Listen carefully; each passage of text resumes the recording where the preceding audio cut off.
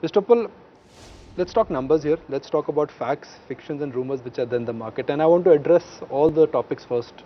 MIP has come back, which is great news for the steel industry. Post the MIP, what has changed for JSPL? What has changed for the industry? And have you increased prices? Well, there are two things which have happened after MIP. Number one, the demand from domestic market has started becoming available to the local producers. You know, the imports last year were in excess of 12 million tons, which means on a monthly basis, we were importing something like 1 million ton, and this total import was more than the capacity of the largest unit that we have in India. So total consumption in India is about 84 million tons. So you can imagine 12 out of this goes to imports. So we are left with only about 72 millions for the domestic manufacturers. Now with the imposition of MIP, you know, the imports obviously have come down. I don't think they will be fully eliminated because we still allow many items to be imported. So, but I think, you know, as opposed to 12 million, my own guess is that it will come down to a level of about 3 to 4 million tons of import. So this means that about 8 million ton additional steel will become available to domestic manufacturers, which I think is a good news for the domestic steel industry. And as the price is concerned, post MIP, they have started to, you know, go through the correction process.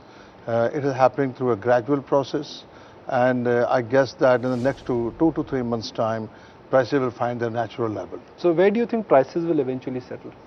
It's difficult to say, you know, because price is an outcome of the market forces. So you can't predetermine the prices and saying that's what it is. But I would say that the prices have started to look up, and I hope they'll come to a level which is a sustainable level, and the industry can breathe easy, and they don't have to post operating losses. So where do you think prices they need to settle so that you can breathe easy? Right now you're not breathing easy. Well, yeah, we're living in hope now that things have started to look up. So I think, you know, the prices should improve about 8 to 10% in the space of next 2 to 3 months' time. Are you making profits in your steel business right now at the current juncture? You know that if you're talking about the month or the quarter, as you know, the MIP got imposed only on 6th of February. Right. And you know, therefore we couldn't do the price increase for the whole period. But I would say that as things stood in month of March, they were certainly better than what we saw in the month of February and January. So if the month trend, the March trend has to continue, I think that's a good news for the industry. Are you making money? Well, you know, the making money, you know, the price levels as of now is not still such that I can say I'm making money. But I will say that we started improving our operating performance. So before I move on to the next topic, and I don't want to get this one wrong, what you are indicating is that things are looking up, but they are not at your comfort level, and at the current juncture, you are at an operating level, you're still not making money. Well, as I mentioned to you, prices as a net at the current outcome, juncture, again, assuming you know, where they are right now. I have to make a qualifier here. Yeah. You know, the prices are basically outcome of demand and supply. Right. You know, the importers are obviously, you know, import a lot of steel which is lying in their warehouses. Okay. It's getting depleted, and the net import rate has come down. So if you take these two things together, I think the prices will show a better trend in the month of April and May. So the journey towards correction has started, but the price is still not there where it should be for the industry's sustenance. You know, rumors, they come and go. As journalists, we talk about rumors, facts and fiction on a daily basis. There's one rumor which is refusing to go down, which is that, are you selling your power business? I think on umpteen occasions we have said that JSPL is very keenly focused to see that they improve their financial performance, including reduction of debt. You know, and towards that, you know, there are two sources for us to do that. Number one is that we have to improve our earnings. You know, because you know earnings have gone through a very rough period, which have started to improve now, and I'm quite hopeful that this trend will continue. The second one is we have to raise some liquidity by selling some of our assets which are not core assets. In some cases we are looking at forming joint ventures so that we get some technology partners to join forces with us. So there are different avenues for us to raise more cash, both organic and the inorganic. So define non-core for me. What is non-core for JSPL? What are the assets which are on the block which you are considering, or where there is it makes sense for you to exit those assets? Well, you know that way back in 2010 to 14, we did go into certain sectors which are not a part of our core business. For example, for steel, and power. They're our core businesses, supported by mines and minerals as an input resource. Okay. So any investment that we did outside that, including some of the mining blocks that we bought outside, we are seriously considering divesting those because we think that we can do without those. What is the size of a non-core asset? Well, that it depends how far we go with it. In case of certain mines or maybe certain assets which are not core in terms of our. You see, one of the things that we're doing now is to consciously try that the company become asset light. So there was a time when we wanted to own up everything. We wanted to have our own oxygen plant. We wanted to have our own dolomite plant. So I think in the new era that we are in now, that we have to see what is it we can outsource rather than setting up everything ourselves, or certain assets that we have historically had, if we can pass on their ownership to someone else and still continue to get the input materials we're getting out of them.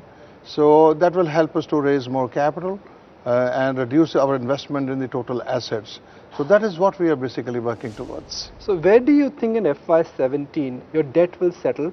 And if I may use the word disinvestment, how much money do you think you will be able to raise by divesting or selling some of your non-core assets? Well, our total debt right now, all inclusive is about at home and overseas put together is in the range of about 45,000 crores. Okay. So we are hoping that the year 16-17 is going to be a good year, and we should be positive and have good earnings. So that will partly help us to reduce the debt level. And secondly, I just told you that we're looking at certain assets from whose sale will raise more cash. Is there a number you're working towards? Well, we don't have a fixed number in mind, but we know that only one objective that we know is that we have to reduce the amount of debt that we are carrying in the company with an open agenda. Is there pressure from any of the banks? Are they breathing down your neck? Are they insisting? Are they forcing you to reduce your debt? Well, they obviously, not only the banks, we ourselves feel that we need to reduce the debt because, we would like to reduce our interest burden. We did, historically, JSPL has been very debt shy. If you look at our balance sheets, and, we never used to, have a debt on our balance sheet. We were cash rich. But between 2011 and 14, we really went for a quantum increase in our capacity. Power capacity was increased by 3 times. Steel capacity was more than double. We set up a huge plant in Oman.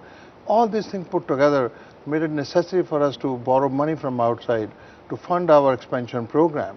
Unfortunately, by the time we were done, the market was not as bumper as it was when we started, and therefore, the realizations were not good, and we could not harvest the benefit of those investments. But now things are post MIP are set to change, and I think we should be able to harvest the benefit of all the capacity that we have added in the last 2 or 3 years' time. So if steel prices hypothetically move up by 5% in FY17, what would be the absolute change at EBITDA?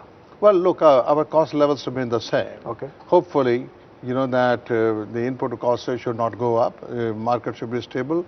Government has intensified the mining activities. More and more people are coming into it. That should see some kind of stability in the prices of the raw materials like coal and iron ore.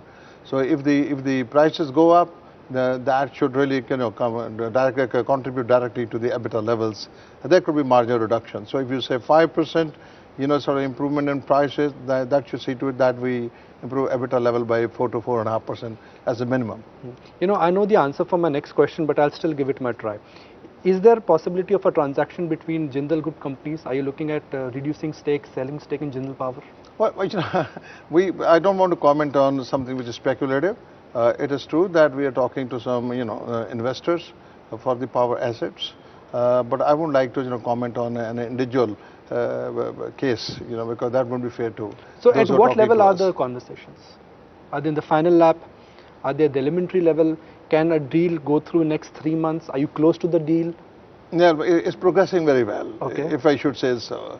And I think it's just a matter of some weeks that we should come to some. What is the ask value for that deal? Sorry? What is the ask value for that deal? How much money you plan to raise? Well, it depends what kind of deal we do, because we're considering different options. So what are the options? Maybe we sell a part of the our JPL assets, or we may sell a part of our captive power assets.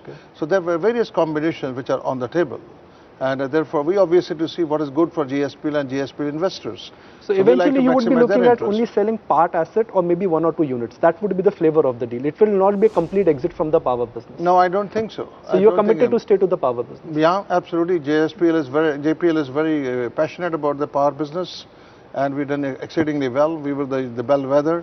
We have been the icon of private sector entry into the power sector.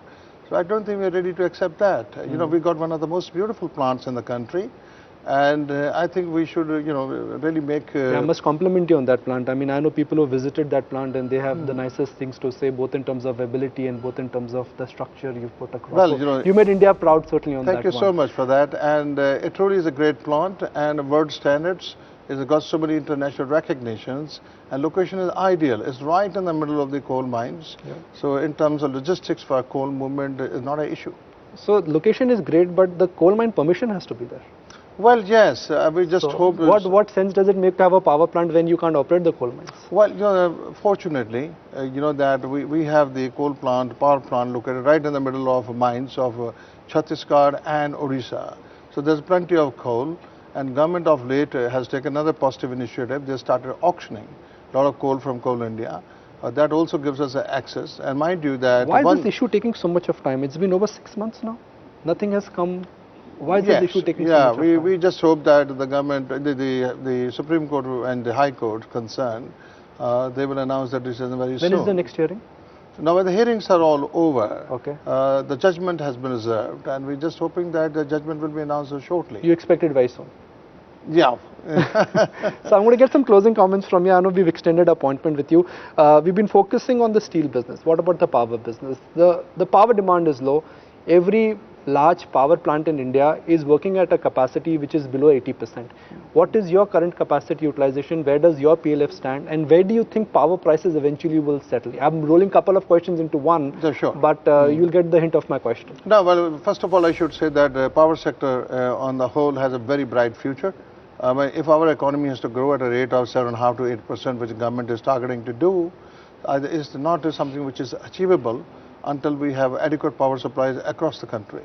I think the government has taken multiple initiatives right now to ensure that the power sector remains healthy, and the recent act like Uday definitely is going to be great impetus for distribution companies. So in the long run, I think the power sector has a very promising future. But it is true what you just said, that the PLF and the capacity utilization of late until recently has been low. But I think with the onset of summer, this is going to improve. And in the meantime, the industrial load is going to catch up. A lot more new housing is coming up. Commercial space is being built up. So all taken together, my sense is that the power sector will have a good future. If not now, at least in 1 year's time from now, it will certainly do well. Find us on Facebook at facebook.com/ETNow, and don't forget to click the like button. You can also follow us on Twitter at ETNowLive. To stay updated with all our programming, hit the subscribe button on our YouTube channel by logging on to youtube.com/user/ETNow.